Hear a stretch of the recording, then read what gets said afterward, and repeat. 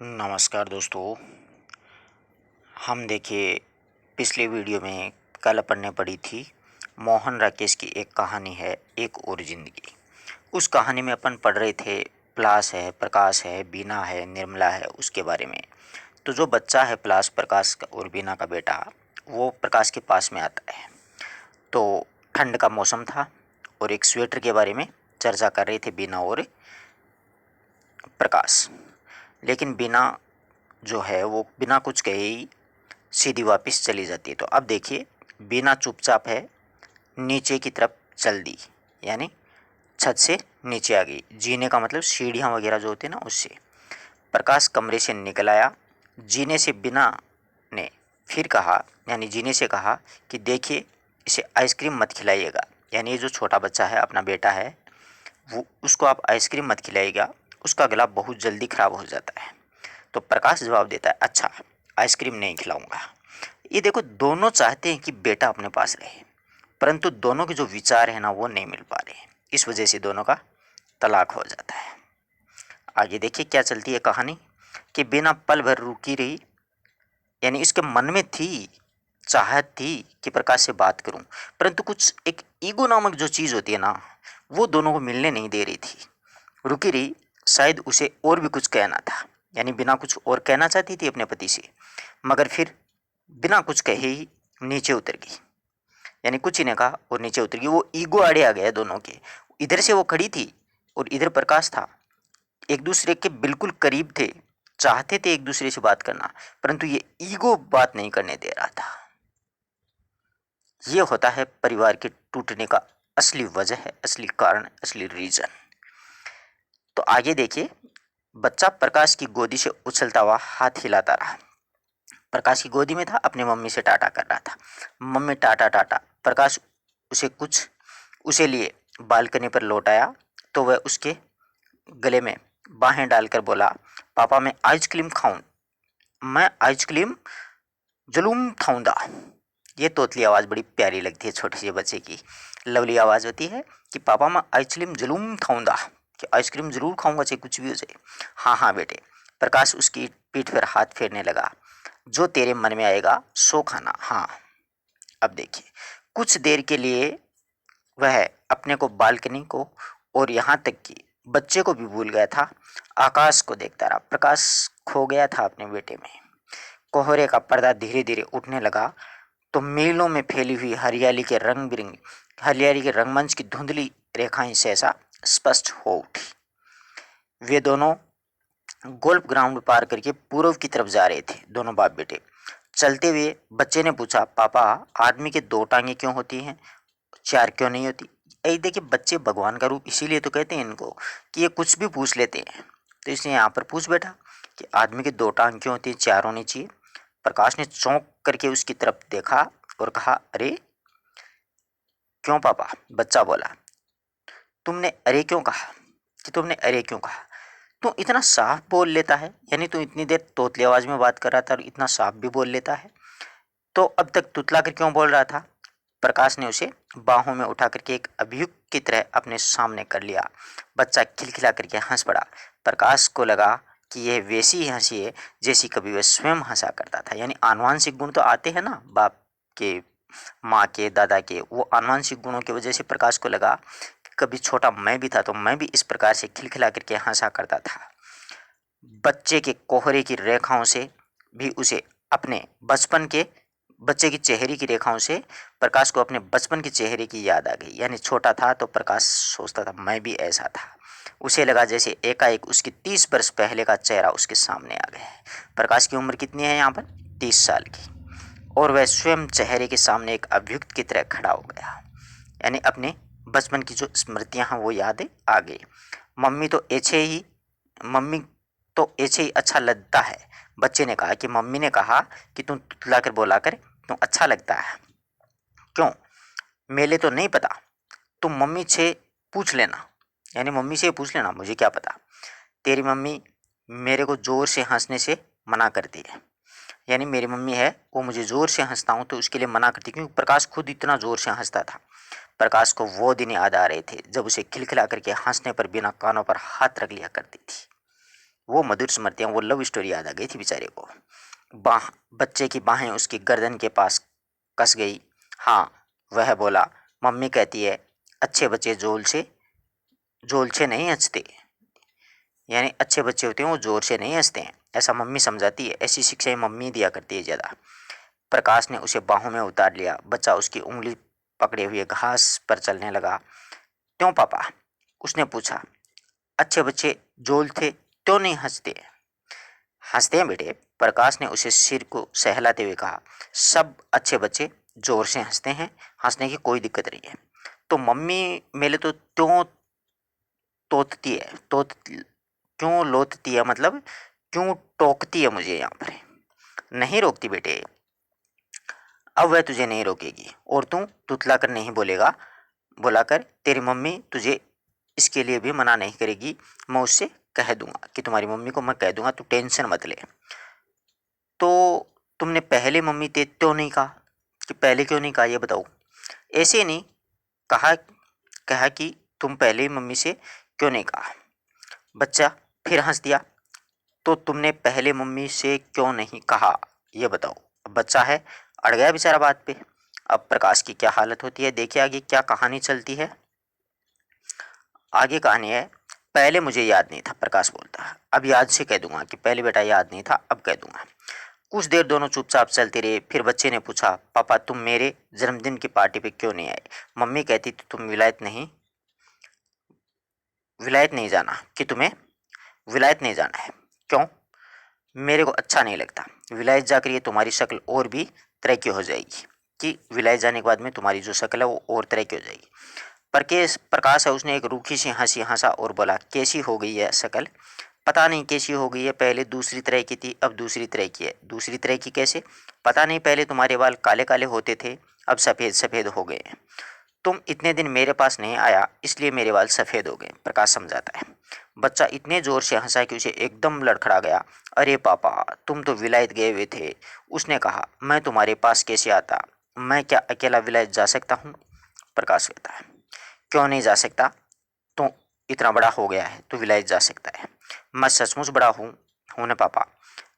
बच्चा ताली बजाता हुआ बोला, तुम ये बात मम्मी से कह देना, वह कहती है कि मैं भी छोटा बच्चा हूँ। मैं छोटा नहीं हूँ ना पापा?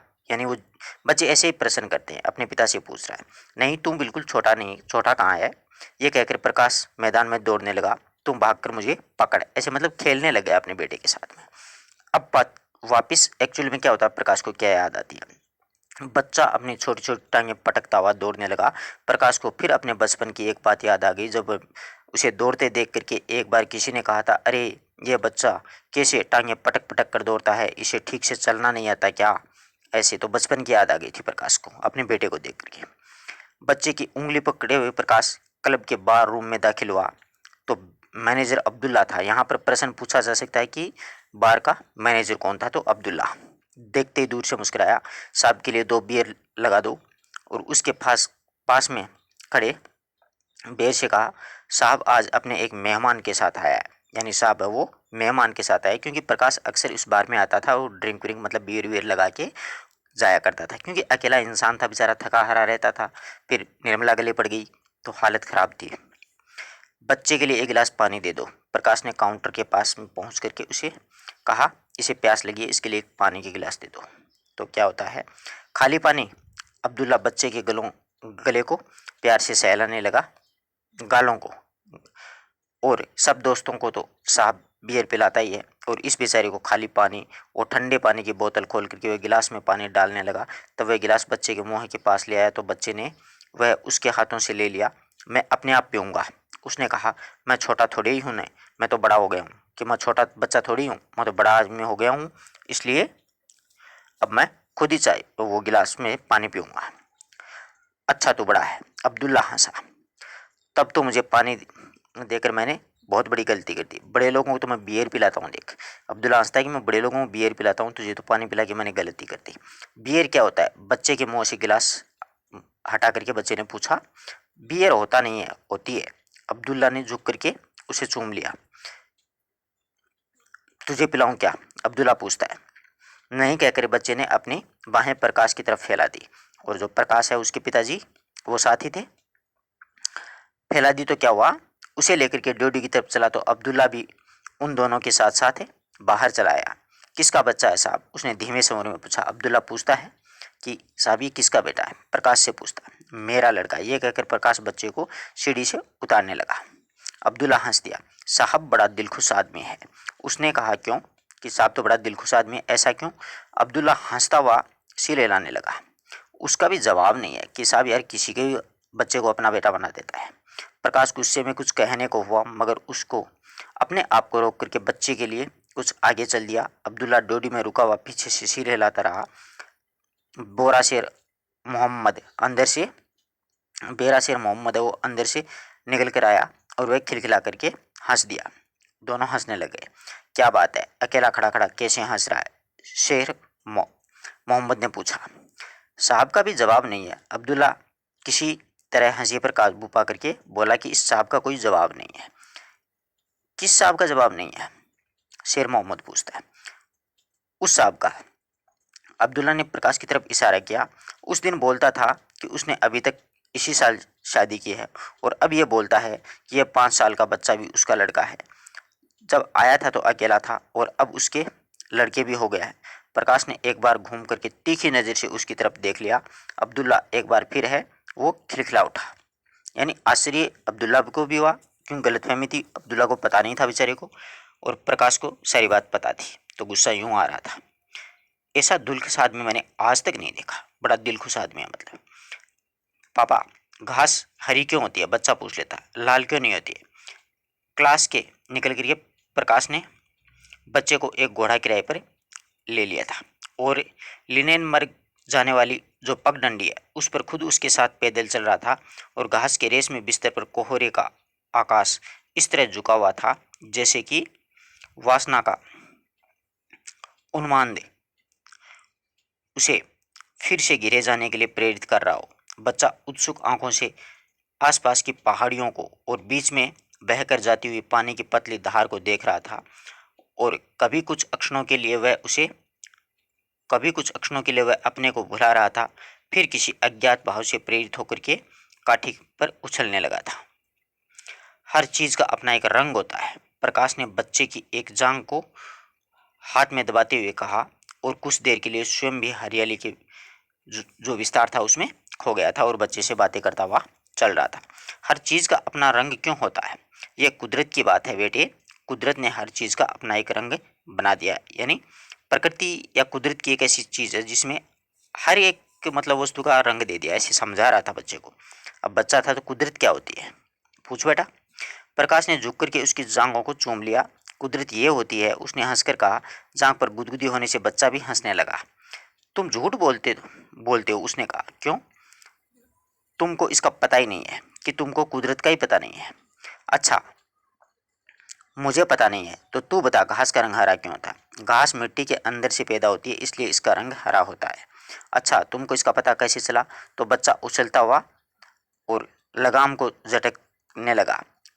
मेरे को मम्मी ने बताया था कि मुझे है वो, ये बात मम्मी ने बताई कि घास का रंग वो हरा क्यों होता है, क्योंकि वो मिट्टी में उगती है इसलिए घास का रंग कैसा होता है, हरा होता है। अब आगे देखिए। प्रकाश ने होठों पर एक विस्तृत मुस्कुराहट आ गई थी और जिसे उसने किसी तरह दबा लिया था।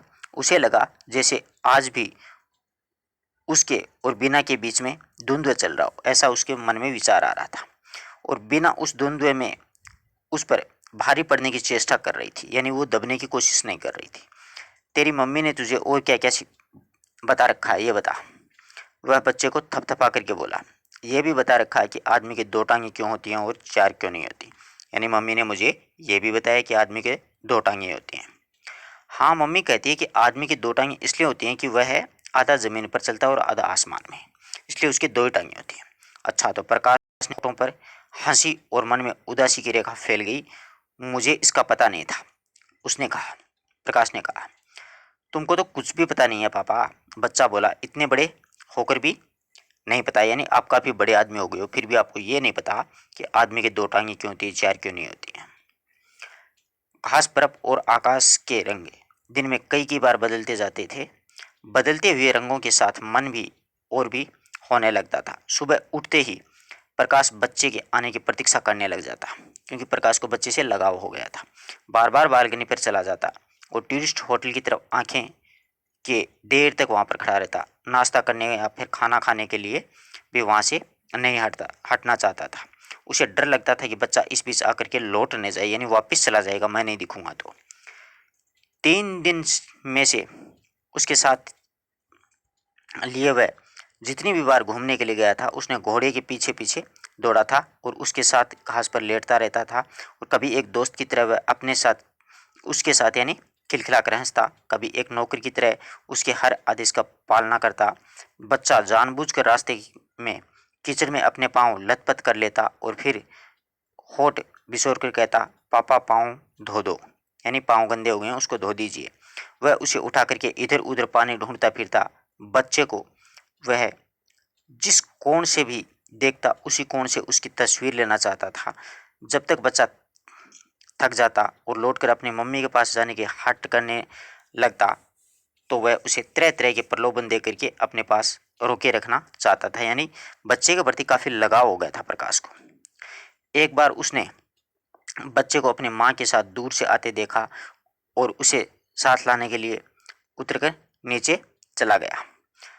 जब तक वह पास पहुंचा तो बच्चा दौड़ करके उसकी तरफ आने के बजाय माँ के साथ फोटोग्राफर की दुकान के साथ में अंदर चला गया, यानी फ़ोटो खिंचवाने के लिए। वह कुछ देर सड़क पर रुका रहा प्रकाश, और फिर ये सोच करके ऊपर चला आया कि फोटोग्राफर की दुकान से खाली होकर के बच्चा अपने आप ऊपर आ जाएगा। मगर बालकनी पर खड़े खड़े उसने देखा कि बच्चा दुकान से निकल करके उस तरफ आने की बजाय हट के साथ में माँ के साथ हाथ खींचता हुआ उसे वापस टूरिस्ट होटल की तरफ ले जाना चाह रहा था कि आज पापा के पास नहीं जाएंगे, टूरिस्ट होटल की तरफ जाएंगे। उसका मन हुआ कि दौड़ कर जाएं और बच्चे को अपने साथ ले जाएं, मगर कोई चीज़ उसके पैरों को जकड़े रही थी कि कल को बीना को बुरा लग गया तो। और वह सचमुच वह चुपचाप वहीं खड़ा उसे देखता रहा, यानी खड़ा खड़ा वो देखता रहा, बच्चा अपनी माँ के साथ जा रहा था। शाम तक वह न जाने कितनी बार बालकनी पर आया और कितनी कितनी देर तक खड़ा रहा। आखिर उससे रहा नहीं गया तो उसने नीचे जा कर के कुछ चेरी खरीदी और बच्चे को देने के बहाने टूरिस्ट होटल की तरफ चल गया, यानी चेरी खरीद ली। अभी वह टूरिस्ट होटल के कुछ ही दूरी पर ही था कि बच्चा अपनी माँ के साथ बाहर आता दिखाई दिया, मगर उस पर नज़र पड़ते ही वह वापस होटल की गैलरी में भाग गया, यानी बच्चे के पिता पर नज़र पड़ते ही होटल की गैलरी में चला जाता है। प्रकाश जहाँ था वहीं पर खड़ा रहा। उस समय पहली बार उसकी आंखें बीना से मिली थी, प्रकाश की और बीना की आंखें मिली। उसने महसूस हुआ कि बीना का चेहरा पहले की बजाय कहीं पर सांवला हो गया। उसकी आंखों के नीचे स्याह दायरे से उभर आए हैं, यानी काली काली जगह हो जाती है ना आंखों के नीचे, वहाँ पर वह पहले से काफ़ी दुबली सी लग रही है।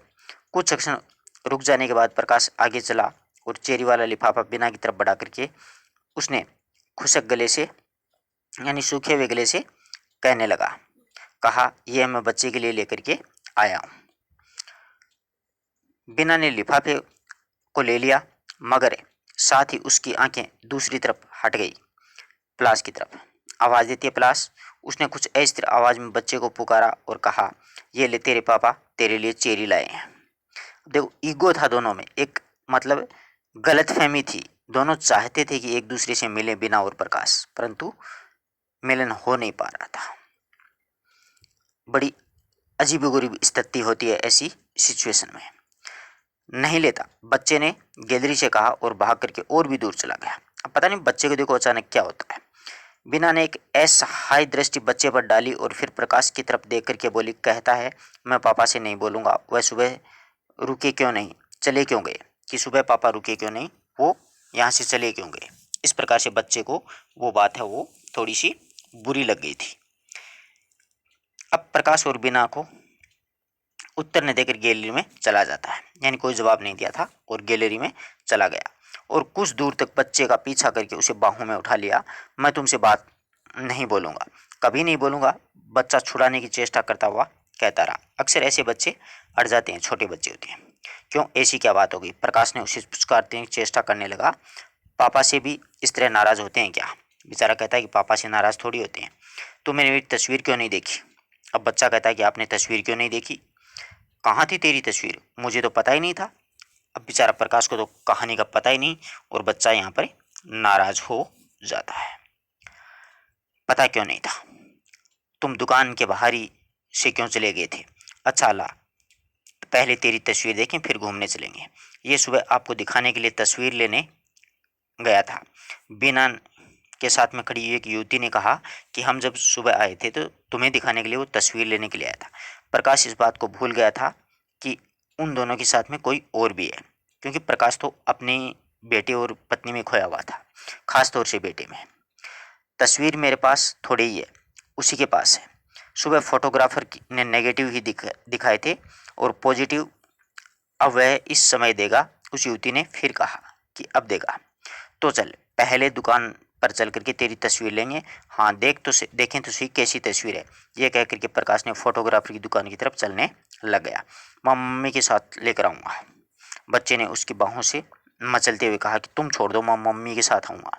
हाँ हाँ, तेरी मम्मी भी तो साथ ही आ रही है। प्रकाश ने एक बार फिर निरुपाय दृष्टि से पीछे की तरफ देख लिया और जैसे ही किसी अदृश्य व्यक्ति से कहा है, देखिए आप भी साथ आ जाइए, नहीं तो ये रोने लग जाएगा। ये आप भी साथ आ जाइए, ये आप शब्द है वो बीना के लिए प्रकाश के द्वारा कहा गया है। ठीक है। बीना जो है वो होठ दांतों में दबाए हुए कुछ क्षण आंखें झलकती रही और फिर चुपचाप साथ चल दी। फोटोग्राफर की दुकान में दाखिल होते ही बच्चा प्रकाश की बाहों से उतर गया और आदेश से के स्वर में फोटोग्राफर से बोला, मेरे पापा को मेरी तस्वीरें दिखाओ। भाई सीधी बात है, मेरे पापा आए हैं, उनको तस्वीर दिखाओ। उसके स्वर से कुछ ऐसा भी लगता है जैसे वह अपने पर लगाई किसी अभियोग का उत्तर दे रहा हो। फोटोग्राफर ने तस्वीरें निकाल करके मेज पर फैला दी तो बच्चा उसमें से एक एक तस्वीर चुन चुन करके प्रकाश को दिखाने लगा। देखो पापा, ये वही तस्वीर है ना जहाँ से तुमने कहा था कि सारा कश्मीर नजर आता है, और ये तस्वीर भी देखो पापा जो तुमने मेरे घोड़े पर उतारी थी, यानी मैं जब घोड़े पर बैठा हुआ था तब आपने ये फोटो उतारी थी। 2 दिन से बिल्कुल साफ बोलने लग गया था। बीना की सहेली ने धीरे से कहा, कहता है पापा ने कहा है कि तू बड़ा हो गया है, इसलिए अब तुतला करना बोला कर। प्रकाश कुछ न कह करके तस्वीरें देखता रहा और फिर जैसे ही कुछ याद को आने से उसके 10 रुपए का एक नोट निकाल करके फोटोग्राफर को देते हुए कहा, तुम में से इसमें से आप अपने पैसे काट लीजिएगा कि ये तस्वीर के जो फोटो खिंचाई थी सुबह उनके पैसे हैं, जितने आपके बनते हैं उतने आप ले लीजिएगा। अब आगे क्या होता है देखिएगा। फोटोग्राफर पल भर क्या रहा, असमंजस्य में उसे देखता रहा, फिर बोला, देखिए पैसे तो अभी आप ही मेरी तरफ से निकलते हैं, यानी आपके पैसे निकलते हैं। मेम साहब ने जो 20 रुपये जो दिए थे ना, परसों दिए थे, उनमें से 1 रुपये अभी बचते हैं। कहें तो हिसाब कर दूं कि परसों मेम साहब ने कितने रुपए दिए थे? 20 रुपये दिए थे। उनमें से कुछ एक आपके बचते हैं, अगर आपको हो तो मैं आपके हिसाब कर देता हूँ। नहीं, रहने दीजिए, हिसाब फिर हो जाएगा, कह करके प्रकाश ने नोट वापस जेब में रख लिया और बच्चे की उंगली पकड़े हुए दुकान से बाहर निकल जाता है। और कुछ कदम चलने पर उसे पीछे से बीना का स्वर सुनाई दिया, यह आपके साथ घूमने जा रहा है क्या? बीना बोली कि ये तो बता दो, दोनों बाप बेटे जा क्या रहे हो? घूमने जा रहा है। हाँ, प्रकाश ने चौंक करके पीछे देख लिया। मैं अभी थोड़ी देर में इसे वापस छोड़ जाऊंगा। देखिए आपसे एक बात करनी थी। तो प्रकाश कहता है, कहिए।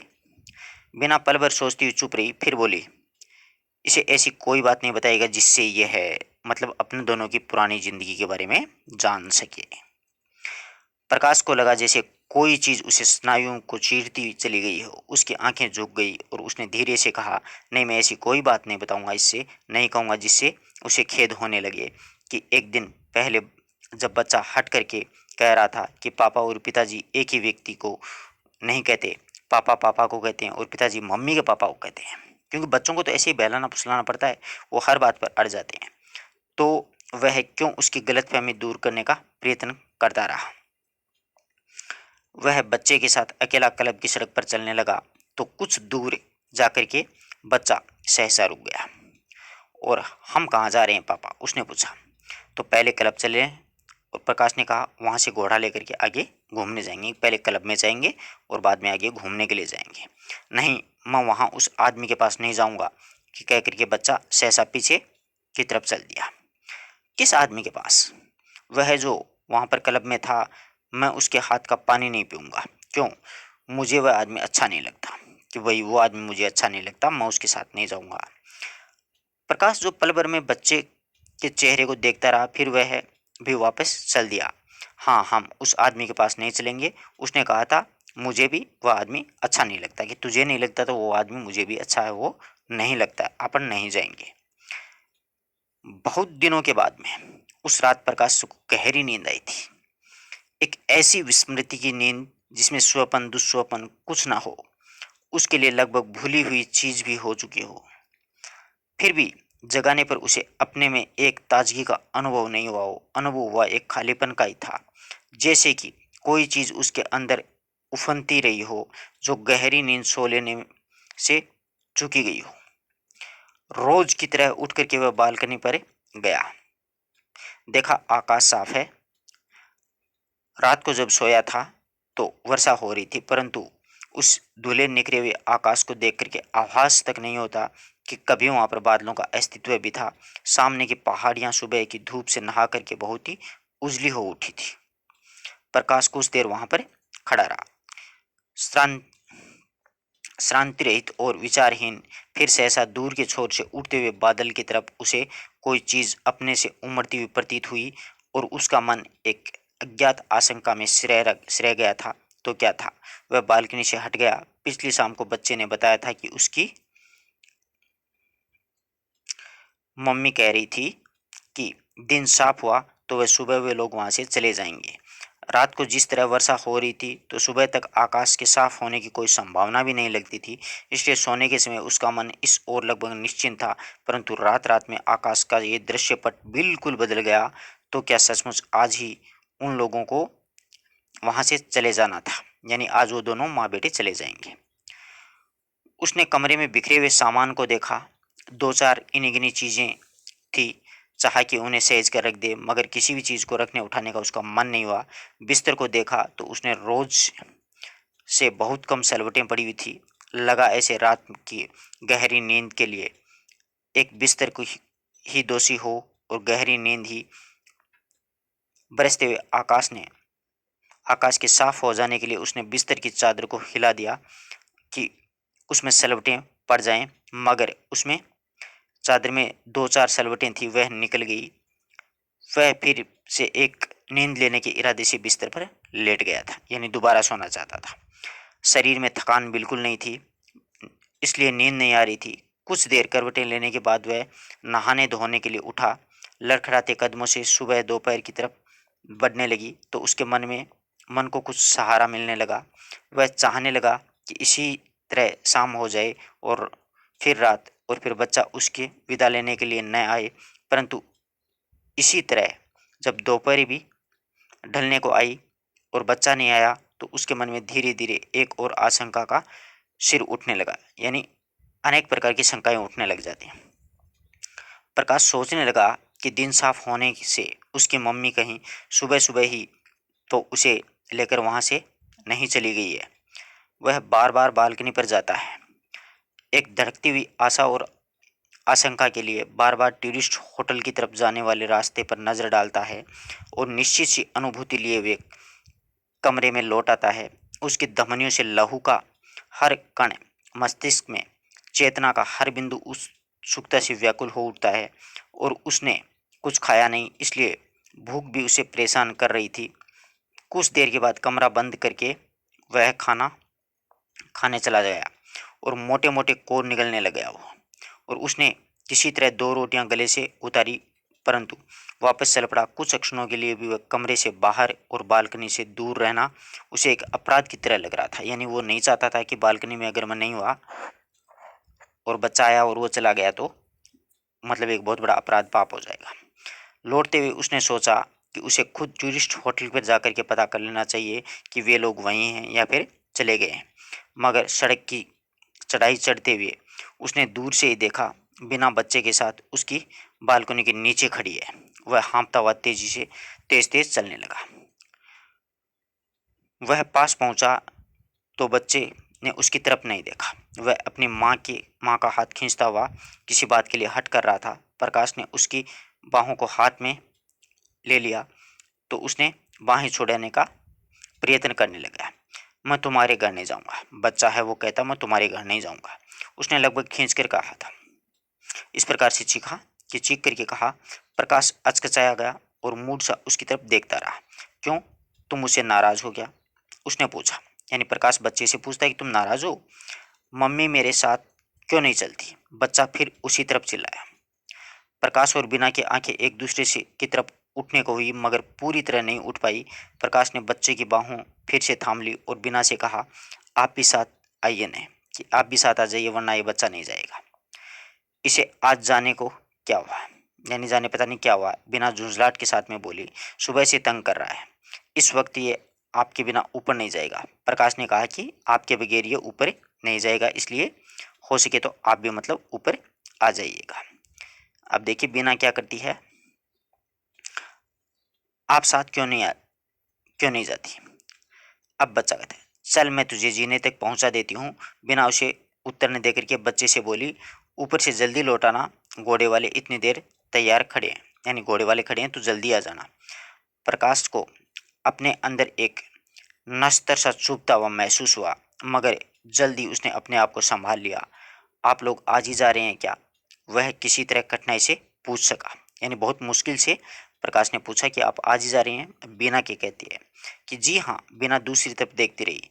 जाना तो सुबह ही था, मगर इसकी हट की वजह से इतनी देर हो गई है। अब भी ये है। और वह बात बीच में छोड़ करके उसने बच्चे से फिर कहा, तो चल तुझे जीने तक पहुंचा दूं। बच्चा प्रकाश के हाथ से बाहें छुड़ा करके दूर भाग गया। मैं नहीं जाऊंगा, उनसे कहा कि अब मैं नहीं जाऊंगा। अच्छा आजा, बिना बोली, मैं तुझे जीने के ऊपर तक छोड़ आऊंगी उस दिन की तरह। मैं नहीं जाऊंगा। और बच्चा कुछ कदम और दूर चला गया था। आप साथ आ क्यों नहीं जाती? इस तरह है, यह इस तरह अपना हट नहीं छोड़ेगा। प्रकाश ने कहा कि यह बच्चा है, यह अपना हट नहीं छोड़ेगा, आप भी साथ चलिए।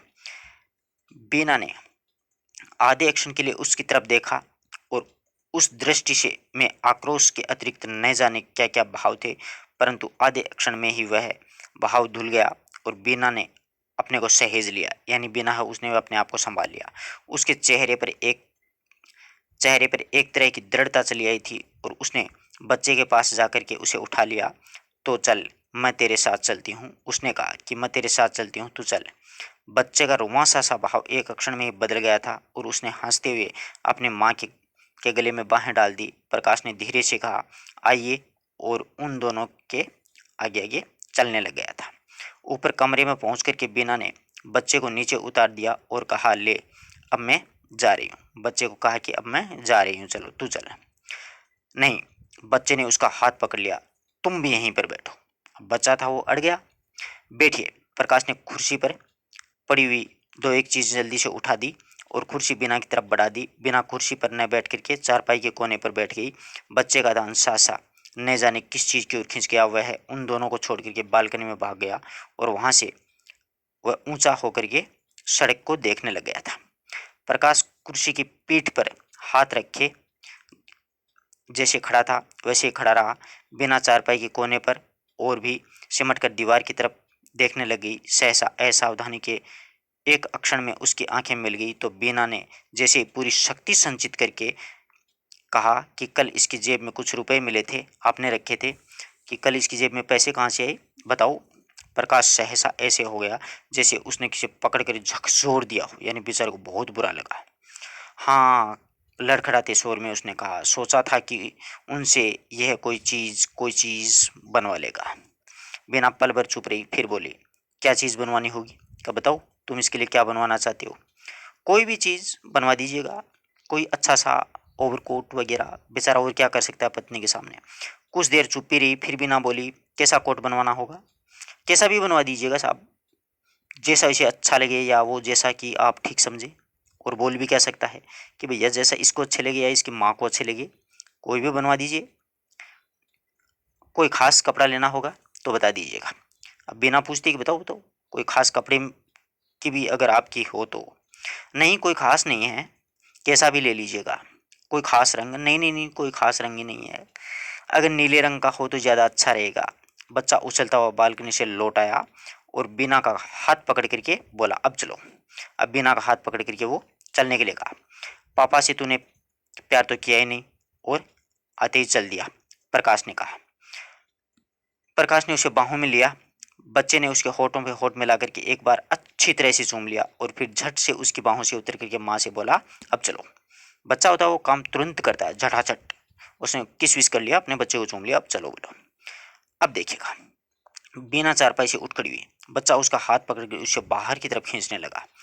तलो ना मम्मी, दे लो लिए। वह फिर तुतलाने लगा और बिना को साथ लिए वह दहलीज पार कर गया। अब रुकने वाला नहीं है पापा के पास में, हो गया पापा का प्यार। तू जाकर के पापा को चिट्ठी लिखेगा ना, प्रकाश ने पीछे से पूछा। लिखूंगा, बोलता है कि लिखूंगा, मगर उसने पीछे मुड़कर नहीं देखा। पीछे मुड़कर देखा तो एक बार सिर्फ बीना ने, और वह जल्दी से आंखें हटा ली और उसकी आंखों के कोरों में अटके हुए आंसू उसके गले की तरह बह आए थे। तूने पापा को टाटा नहीं किया, उसने बच्चे के कंधे पर हाथ रखते हुए कहा। आंखों की तरफ उसका स्वर भी भीगा हुआ था, यानी बिना का स्वर भी भीगा। टाटा पापा। बच्चे ने बिना पीछे की तरफ देखे ही हाथ हिला दिया था और जीने से उतरने लग गया। आधे जीने की से फिर उसकी आवाज़ सुनाई दी। पापा का जो पापा का गल अच्छा नहीं है। वो बोलता है कि पापा का गल अच्छा नहीं है, मम्मी हमारे वाला गल अच्छा है। पापा के गल में तो कुछ भी सामान नहीं है। पापा बेचारा सामान का करेगा ही क्या, मम्मी नहीं रही तो। तू चुप करेगा कि नहीं, बिना ने उसे झिड़क दिया। जो मुंह में आता है बोलता जाता है। नहीं चुप करूंगा, नहीं करूंगा। तो बच्चे का सिर फिर रुआं सा हो गया और वह तेज तेज कदमों से नीचे उतरने लगा। पापा का गल गंदा है, पापा का गल थू है, ऐसा ही करते हैं बच्चे। रात होते होते आकाश फिर गिराया था। प्रकाश क्लब के बार रूम में बैठ करके एक के बाद एक बियर की बोतलें खाली करता जा रहा था। उसको गम था कि बेटा चला गया मेरे पास से। बार मैन जो अब्दुल्ला था, लोगों के लिए रम और विस्की के पैक डालता हुआ बार की कनखियों में उनकी तरफ देख लेता था। और कितने दिनों में पहली बार वह प्रकाश को इस तरह से पीते देख रहा था। आज लगता है कि साहब के कहीं से बहुत सारा माल मारा है। और उसने एक बार फिर धीमे सुर में शेर जो मोहम्मद है उससे कहा, आगे कभी एक बोतल से ज़्यादा नहीं पीता था और आज है चार चार बोतलें पीकर भी बस करने का नाम नहीं लेता है कि आज तो साहब है वो बहुत माल कमा के आया है। शेर मोहम्मद ने सिर्फ मुंह बिचका दिया और अपने काम में लगा रहा। प्रकाश की आंखें अब्दुल्ला से मिली तो अब्दुल्ला मुस्कुरा दिया।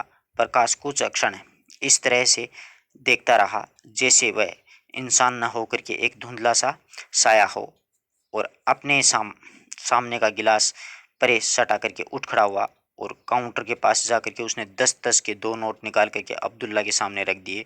अब्दुल्ला बाकी पैसे गिनता हुआ खुशामदी स्वर से बोला, आज साहब बहुत खुश नजर आता है। अच्छा। प्रकाश इस तरह देखता रहा जैसे उसने देखते देखते वह साया धुंधला होकर के बादलों में गुम होता जा रहा हो। और जब वह चलने को हुआ तो अब्दुल्ला ने पहले सलाम किया और पूछ लिया, क्यों साहब, वह कौन था उस दिन आपके साथ, किसका लड़का था वह? प्रकाश को ऐसा लगा जैसे वह साया अब बिल्कुल गुम हो गया हो और उसके सामने सिर्फ बादल ही बादल घिर रहा हो। और उसने जैसे दूर के बादल जो होते हैं ना, दूर के बादल, उनमें दूर के बादल के गर्भ में देखने की चेष्टा करते हुए कहा, कौन लड़का? अब्दुल्ला पर भर के लिए भौचक्का सा हो गया और फिर सहसा खिलखिला करके हंस पड़ा। तब तो मैं शेर मोहम्मद को ठीक ही कह रहा था। वह बोला, क्या क्या कह रहा था तू? प्रकाश पूछता है कि साहब तबीयत का बादशाह है, जब चाहे जिसके लड़के को अपना लड़का बना ले और जब चाहे वहाँ पर गुलमर्ग में जो ये सब चलता है। आप जैसे ही हमारा एक और साहब है कि आपके जैसा ही एक और भी साहब आता है। प्रकाश को लगा जैसे बादल बीच से फट गया हो और चीलों की कई कई पंक्तियाँ उस दर्रे से होकर के दूर उड़ी जा रही हैं। वह चाह रहा था कि दर्रा किसी तरह भर जाए जिससे कि वह पंखुड़ियाँ आंखों से ओझल हो जाएं। मगर दर्रे का मुहाना और बड़ा होता जा रहा था। उसके गले में एक अस्पष्ट से आवाज़ निकल पड़ी और अब्दुल्ला की तरह आंखें हटा करके चुपचाप वहाँ से चल दिया। वो लड़ाई नहीं करना चाहता था बेचारा, चल दिया। बस एक बाजी और। अपनी आवाज़ की गूंज प्रकाश को स्वयं बहुत अस्वाभाविक लगी। उसके साथियों ने हल्का सा विरोध किया मगर पत्ते एक बार फिर बंटने लगे, यानी ताश खेलने लगे। बार में तो यही चलता है। कार्ड रूम तब तक लगभग खाली हो चुका था। कुछ देर पहले वहां काफी चहल पहल थी। नाजुक हाथों से पत्तियों के नाजुक चालें चली जा रही थी और शीशे के नाजुक गिलास रखे और उठाए जा रहे थे, मगर अब आसपास चार चार खाली कुर्सियों से घिरी हुई चौकोर मेज बहुत अकेली और उदास लग रही थी। पुलिस के चमक के बावजूद उसमें एक वीरानगी छाई हुई थी। सामने की दीवार में खुमारी की आग भी कब की ठंडी पड़ चुकी थी। जाली के उस तरफ कुछ बुझे अबुझे अंगारे ही रह गए थे, सर्दी से ठिठुर करके स्याह पड़ने और राहत के गुम होते हुए पड़े थे। उसने पत्ते उठा लिए। हर बार की तरह इस बार भी सब पत्ते बेमेली आए थे।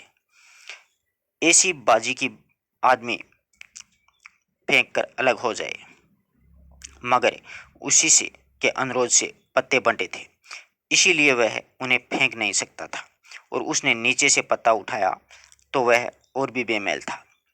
हाथ से कोई भी पत्ता चल करके वह उन पत्तों का मेल बैठाने का प्रयत्न कर रहा था। बाहर मूसलाधार वर्षा हो रही थी। पिछली रात जैसी वर्षा हुई थी उससे भी तेज थी। खिड़की के शीशों से टपकती हुई बूंदें बार बार एक चुनौती के लिए हुए आती थी, परंतु सहसा बेबस होकर के नीचे को लुढ़क जाती थी। उन बहती हुई धारों को देख करके लगता था जैसे कोई एक चेहरे खिड़की के साथ में सटक करके अंदर झांक रहा हो और लगातार रो रहा हो। और इसी क्षण हवा के किवाड़ खुल जाते हैं तो वे चेहरे जैसे हिचकियां लेने लगते हैं। हिचकियां बंद होने पर वे गुस्से से घूरने लगते हैं और उन चेहरों के पीछे अंधेरा छटपटाता हुआ दम तोड़ रहा था। डिक्लेयर प्रकाश सो गया। उसके हाथ में पत्ते अभी उसी तरह के थे। इस बार भी उसे फुल हैंड ही देना था। पत्ते फेंक करके उसने पीछे टेक लगा दी और फिर खिड़की से सटे हुए चेहरों को देखने लगा था। तुम बहुत ही खुशकिस्मत हो प्रकाश, सचमुच हम में सबसे खुशकिस्मत आदमी तुम ही हो। प्रकाश की आंखें खिड़की से हट आई, पत्ते उठा करके रखवा दिए और मेज पर हार जीत का हिसाब किया जा रहा था। हिसाब करने वाला व्यक्ति उसे कह रहा था कि कहते हैं ना कि जो पत्तों में बदकिस्मती हो वह जिंदगी में खुशकिस्मत होता है। अब देख लो साहब, सबसे ज़्यादा तुम्हारी हार हुई है, इसलिए यह मानना पड़ेगा कि सबसे खुशकिस्मत आदमी तुम ही हो। ऐसी वो पत्ते वाली बातें कर रहा था। प्रकाश ने अपने नाम के आगे लिखे हुए जोड़ को देखा और पल भर के लिए उसकी धड़कनें बढ़ गई कि उसकी जेब में इतने पैसे हैं भी या नहीं। जेब में हाथ डाल करके उसने पूरी जेब खाली कर ली।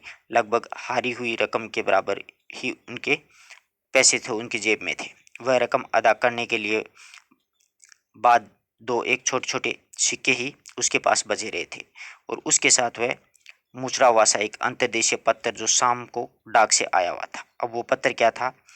उस पत्र में लिखा था, डाक से आया हुआ था और जिसे जेब में रख करके वह क्लब चलाया था। यह पत्र निर्मला का था। अब देखो, निर्मला वापस आ जाती है उसकी जिंदगी में, जो उसने अब तक खोल कर पढ़ा भी नहीं था। जेब में पड़े पड़े वह पत्र काफी मुचड़ गया था।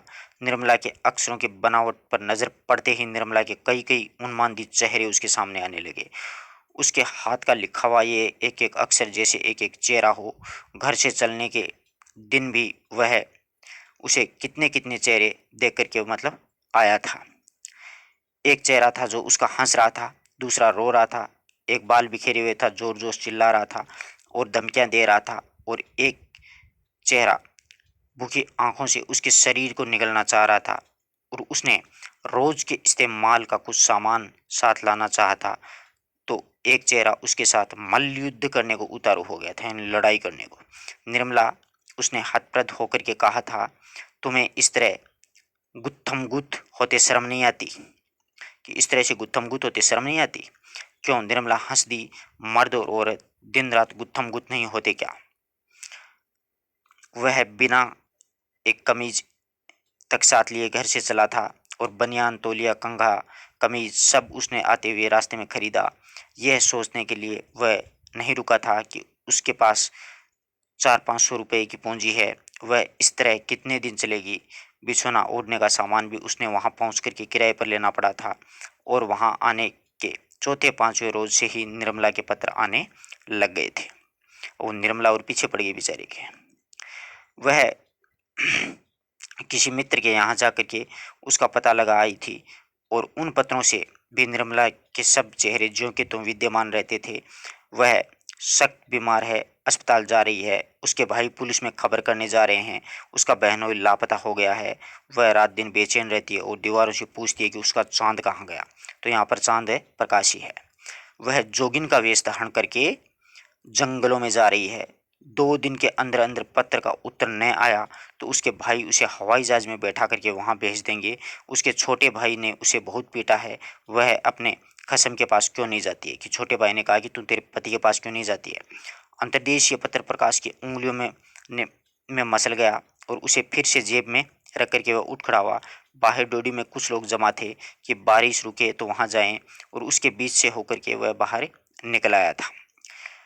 आप इस बारिश में जा रहे हैं, किसी ने उनसे पूछा तो उसने चुपचाप सिर हिला दिया और बचे रास्ते पर चलने लगा। सामने केवल निर्डोज होटल की बत्तियां जगमगा रही थी, बाकी सब तरफ दाएं बाएं ऊपर नीचे अंधेरा ही अंधेरा था। क्लब के अहाते से निकल करके वह सड़क पर पहुंचा तो पानी और भी तेज हो गया, यानी बरसात है वो बढ़ गई थी। उसका सिर पूरा भीग गया था, पानी की धारें गले से होकर के कपड़ों के अंदर जा रही थी। हाथ पैर सुन्न हो रहे थे, मगर आंखों में उसके एक जलन सी महसूस हो रही थी। आंखों में जलन हो रही थी। कीचड़ से लथपथ पैर रास्ते में आवाज करते थे तो उसका जो शरीर है उसमें कोई चीज झंझना उठती थी। सहसा ये एक नई सिरहन उसके शरीर में भर गई थी।